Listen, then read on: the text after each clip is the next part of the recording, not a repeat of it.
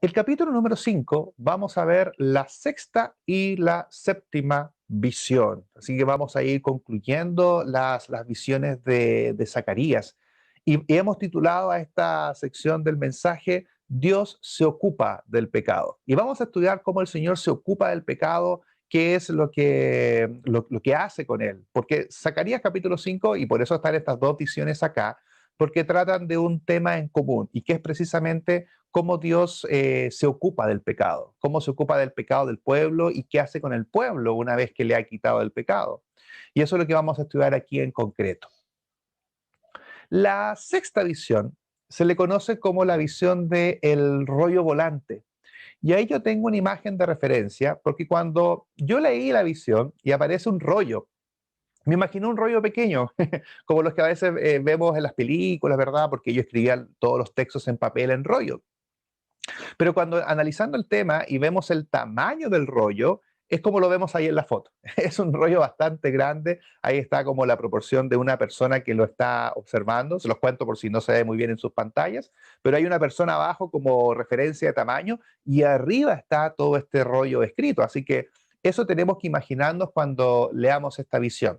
Dice así, de nuevo alcé mis ojos y miré. Y he aquí un rollo que volaba y me dijo, ¿qué ves? Y respondí, veo un rollo que vuela de 20 codos de largo y 10 codos de ancho. Entonces me dijo, esta es la maldición que sale sobre la faz de toda la tierra, porque todo aquel que hurta, como está de un lado del rollo, será destruido. Y todo aquel que jura falsamente, como está del otro lado del rollo, será destruido. Yo lo he hecho salir, dice Jehová de los ejércitos, y vendrá a la casa del ladrón y a la casa del que jura falsamente en mi nombre, y permanecerá en medio de su casa y la consumirá con sus maderas y sus piedras. El hecho de que el rollo volaba podría significar que el castigo que anunciaba vendría pronto. Este rollo podría representar la ley que fue escrita también en rollos. Porque de hecho, adelanto un poco, cuando aparece lo que estaba escrito en el rollo, que por un lado está escrito aquellos que hurtan y por otro lado los que juran falsamente, es lo que condena justamente la ley de Moisés. Es parte de los 10 mandamientos. Por eso que podemos llegar a suponer que este rollo está representando también la ley.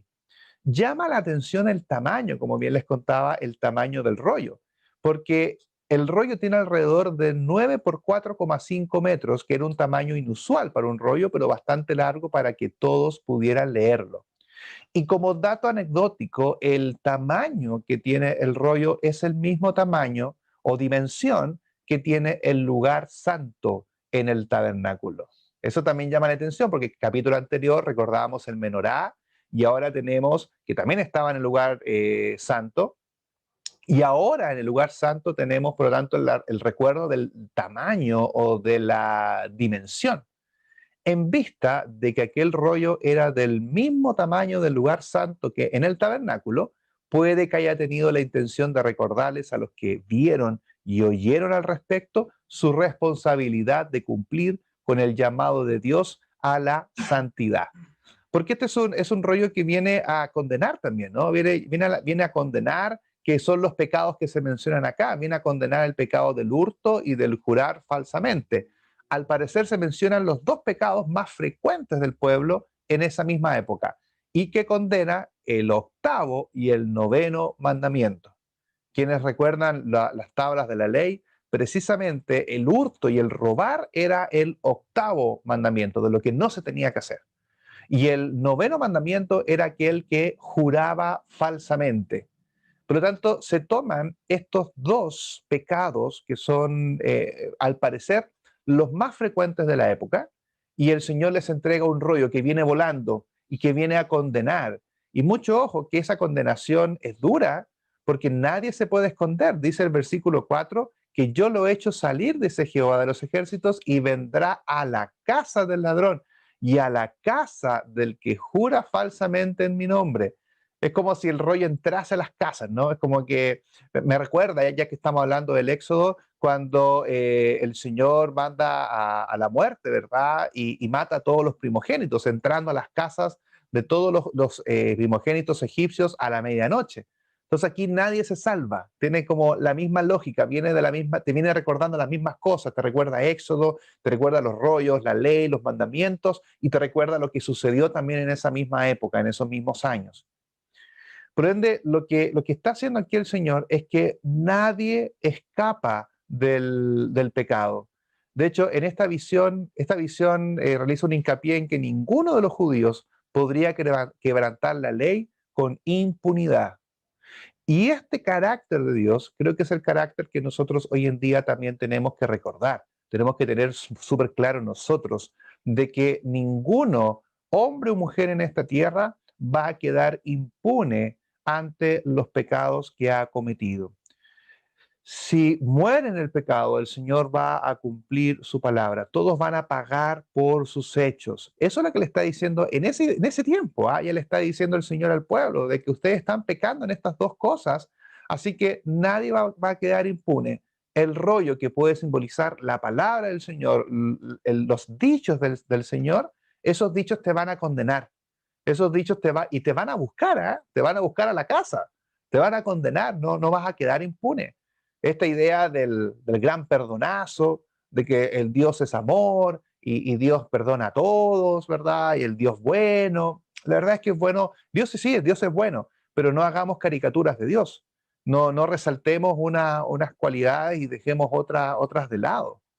Me gusta ese concepto de caricatura de Dios, ¿ah? No es mío, eso es Holley 2001. El hermano Tom Holley, que predicó en su tiempo en Mendoza, él decía eso, de que a veces realizamos caricaturas de Dios. Y se recuerda el concepto cuando uno dibuja una caricatura. Una caricatura, cuando le hacen caricatura a los personajes políticos, de hecho, sobre todo, resaltan ciertas características. Acá en Chile, muchos años atrás, teníamos un presidente que tenía una nariz muy grande. Entonces, cuando le hacían una caricatura, la nariz se la hacían gigante, ¿no? Porque era lo que más destacaba de él.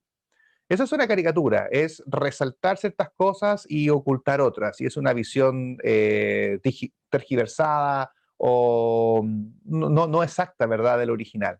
Entonces, cuando encontramos a hombres o mujeres diciendo que Dios es amor, Dios perdona y que todos nos vamos a ir al cielo, están haciendo una caricatura de Dios. También aquellos que dicen que el Señor viene con fuego consumidor y todos nos vamos a ir al infierno, sí, también es una caricatura. Hay que colocar las cosas en su justa medida. Pero este versículo va en aquellas personas que quizás en esa misma época hacían caricaturas de Dios. Entonces, no, aquí sí, a veces robo, ¿no? Sí, a veces juro falsamente, pero son mentirillas chicas, mentiras blancas, ¿verdad? No, el Señor no acepta esas caricaturas y el Señor está diciendo acá que este rollo va a salir y va a entrar a las casas del ladrón, del que jura falsamente, y el Señor va a hacer lo que tiene que hacer, porque el Señor no puede negarse a sí mismo, no puede negar su justicia, no niega su amor tampoco, pero tampoco puede negarse en sus características de justicia. Y la otra visión, que es la visión número 7, que es la séptima visión de la mujer en la Efa. Cuando leemos esta visión en la Reina Valera, es un poco difícil de entender, básicamente porque la EFA no es algo que nosotros conozcamos hoy en día. Pero si leemos el texto, y quiero compartirles en pantalla la nueva versión internacional, que creo que para nosotros es más entendible, y la imagen que tengo al lado es eso lo que tenemos que imaginar. Es una especie de canasto que por supuesto tiene una medida y, alerta de spoiler, vamos a ver a una mujer que está en su interior. Por lo tanto, tiene un tamaño tal que al menos puede caber una mujer, aunque los eruditos dicen que en esa medida no cabe una mujer, pero aquí estamos frente a una visión que tiene un simbolismo y ese es el tamaño al menos que podría tener esta EFA. Pero vamos a ver cómo lo dice la nueva versión internacional. Dice así: entonces el ángel que hablaba conmigo salió y me dijo, alza la vista y fíjate en esto que he preparado. ¿Y qué es?, le pregunté. Y él me contestó, es una canasta de 22 litros. Es la maldad de la gente de todo el país. Ellos están en Jerusalén, ¿ok? Me levantó entonces la tapa de plomo y dentro de esta medida había una mujer sentada. Y el ángel dijo, esta es la maldad. E inmediatamente arrojó a la mujer dentro de la medida, la cubrió luego con la tapa de plomo. Interesante la visión, ¿no? Cuando leemos en el versículo 6 que en esta es una canasta de 22 litros, claro, la Reina Valera traduce como una efa, o una, es como la forma en como lo traduce, o la efa, que es una canasta, y bueno, perdón, y esa frase efa también aparece en el verso 7, en el 9 y en el 10 de este mismo capítulo. Y dice el Señor de que lo que estaba dentro simbolizaba la maldad de quién. No es la maldad de Babilonia, no es la de otros pueblos, sino que es la de todo el país, de los judíos. Simbólicamente tenemos en esta canasta la maldad del pueblo y por otro lado aparece una mujer, dice en el versículo 7, que está dentro de esta canasta y está sentada. Y el ángel le dice, esta es la maldad. Hay algunas versiones de la Biblia que la palabra maldad la coloca en mayúscula, como dándole un nombre al personaje de esta mujer, ¿no? Esta mujer se llama la maldad, que está representando, por supuesto, la maldad de toda la gente del país. Y se sugiere en esta visión que mientras era removida la cubierta, ella trató de escapar porque dice el versículo 8 final, que inmediatamente arrojó a la mujer dentro de la medida y la cubrió luego con la tapa de plomo. Es como si hubiera querido escapar y rápidamente la estamos tapando. Entonces la cubierta fue echada en la boca para asegurarse de que ella no saliera. ¿Ah? Hasta el momento no tenemos ningún mensaje de la visión. Me interesa que la comprendamos, ¿no? Y nos imaginemos el escenario, este escenario tan apocalíptico que venimos diciendo del estudio número 1, que este es un apocalipsis en el Antiguo Testamento con tanta visión y con tanto simbolismo. ¿Qué va a hacer entonces el Señor con esta mujer que es la maldad? Y que es la maldad de su propio pueblo, es la maldad de su propio país. Alcé la vista y vi ante mí, perdón, dos mujeres que salían batiendo sus alas al viento. Tenían alas como de cigüeña y elevaban la medida por los aires. Yo le pregunté al ángel que hablaba conmigo, ¿a dónde se llevan la medida? Y él me respondió, se la llevan al país de Babilonia para construirle un templo. Cuando el templo esté listo, colocarán la medida allí sobre un pedestal. ¡Wow! Aparecen nuevos personajes en la visión. Esto es una película de ciencia ficción, o sea, esto ya, cualquier cosa que veamos en las películas queda pequeño, porque vemos que aparecen ahora dos mujeres que vienen volando y vienen batiendo sus alas al viento, eran alas como de cigüeña. ¿Y qué hacen ellas? Toman la medida por los aires y pregunta al ángel, ¿a dónde se la lleva? En esta séptima visión, el Señor reveló que Él se ocuparía del pecado, enviándolo lejos, es decir, perdonando a su pueblo sus pecados. Porque ¿qué hacen estas mujeres que salen con estas alas al viento? Toman, ¿verdad?, esta medida y en su interior, por supuesto, esta mujer y dice, y pregunta a Zacarías, ¿no? ¿A dónde se la llevan? Dice en el versículo 10 y el versículo 11 le responde el ángel, ¿se la llevan a dónde? Al país de Babilonia. Doble simbolismo. El primer simbolismo, que el Señor toma el pecado y se lo lleva. Es el primer simbolismo. Ya vimos en la visión anterior del rollo volante, vimos cómo el Señor condena el pecado, ya hace pagar las culpas. Por otro lado, el Señor también está dispuesto a perdonar. Creo que son dos, también habla un poco de los dos distintos tipos de personas, porque en la del rollo volante está el tipo de persona que no quiere aceptar el juicio, que no quiere aceptar la justicia de Dios y que quiere seguir en el pecado. Por lo tanto, ¿qué hace el Señor con esas personas? Las castiga. Pero en la mujer de en la EFA tenemos a un tipo de persona distinto, que es un pueblo que tiene una maldad, pero que quiere intentarlo nuevamente, que quiere arrepentirse. Entonces el Señor lo que hace, el primer simbolismo es que se lo lleva a Babilonia, lo aleja. Y por otro lado, nuevamente Babilonia, como ya lo estudiamos en el capítulo 2, si no mal recuerdo, Babilonia termina siendo el lugar donde está el pecado. Porque ¿qué iban a hacer con esto al llevárselo a Babilonia? Le iban a construir un templo y cuando el templo estuviese listo, iban a colocar ahí la medida sobre un pedestal como alabanza.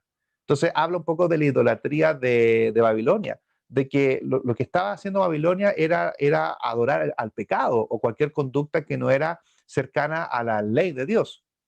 Por ende, el segundo simbolismo es que Babilonia nuevamente queda acá como el simbolismo del lugar donde está el pecado. Y quizás un tercer simbolismo es que el llamado del Señor de que salgan de ahí. ¿Se acuerdan que lo estudiamos? Salgan de la Babilonia, oh Sión, leíamos en capítulos anteriores. Salgan de ahí. ¿Por qué? Porque ahí está el pecado. Ahí es donde el Señor deja el pasado. Para los judíos, Babilonia era su triste pasado. Eso es lo que simbolizaba, era su pasado de pecado.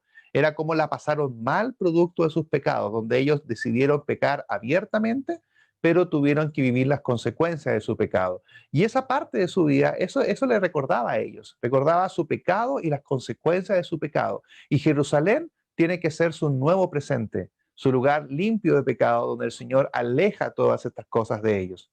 ¿Acaso nosotros no hemos tenido una Babilonia en nuestras vidas? Una época en nuestras vidas en donde hemos estado en el pecado y viviendo las consecuencias de aquello. Y el Señor nos invita siempre a abandonar esta Babilonia, porque el Señor quiere dejar el pecado atrás. Y el Señor quiere que nosotros vivamos en un nuevo lugar, en un lugar distinto, en un lugar de esperanza, donde hay un menorá, donde hay una luz que nos alumbra en medio de la oscuridad que tenemos en nuestra vida. En Babilonia se le pondría sobre una base, dice, ¿no? Como un objeto de adoración pecaminosa para los habitantes de esta tierra. ¿Qué hemos aprendido de esta visión? Como una reflexión final. Hemos respondido a la pregunta en estos capítulos de cómo Dios se ocupa del pecado, qué es lo que el Señor hace con el pecado. El Señor con el pecado, con lo que hemos estudiado, hace tres cosas. Lo primero, lo prohíbe. Es lo que estudiamos con la visión del rollo volante. El Señor prohíbe el pecado. La ley está escrita, la ley no se puede cambiar, no hagamos caricaturas de Dios, entendamos que el Señor también debe ser justo y fiel a su propio carácter. Por lo tanto, el Señor prohíbe el pecado. Lo tiene escrito, el Señor lo tiene escrito, el Señor nos ha dicho lo que tenemos y lo que no tenemos que hacer. El Señor lo va a prohibir. ¿Qué también hace el Señor junto con prohibirlo? El Señor también lo castiga, que es lo que hace el rollo volante. Por un lado prohíbe el pecado y por otro lado lo castiga. Es decir, las maldiciones del Señor caen sobre las personas que desobedecen. Pero también, como aprendimos en la tercera visión, el Señor, ¿qué hace con el pecado? El Señor también lo perdona.